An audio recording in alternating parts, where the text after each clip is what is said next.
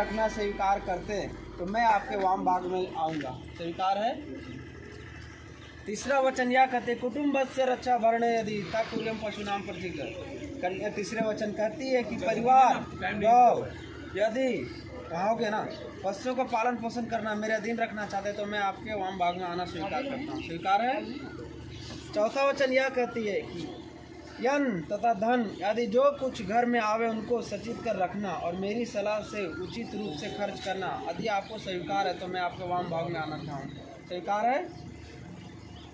पांचवा वचन कहती है देवालयम तांग खूब वापी दिनार दिया यदि पूज्य थे। पांचवा वचन कन्या कहती है कि यदि आप मंदिर बाग तालाब कुआं देवालय यदि तैयार करावे तो उनकी प्रतिष्ठा पूजन कर्म मुझे भी साथ रखना स्वीकार करते तो मैं आपके वाम भाव में आऊँगा। स्वीकार है। छठा कहती है कि देशांतरे च सपुरांतरे यदा यदा विद्या करो के रीतम च। कहती कि अपने देश अथवा विदेश में यदि कोई भी व्यापारिक वस्तुओं को खरीदने बेचने का प्रबंधन करते हैं उसमें यदि मेरी सलाह स्वीकार करते तो मैं आपके वाम भाग में आऊँगा। स्वीकार है।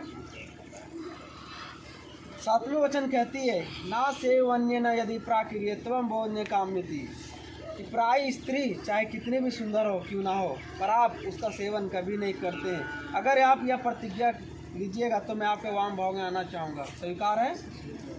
ये था कन्या का वर से वचन। अब वर का जो कन्या से वचन है क्रीड़ाम शरीरम संस्कार समाज से दर्शनम हास्यम पर गिरे आनंदते जैसे पूजा की थी।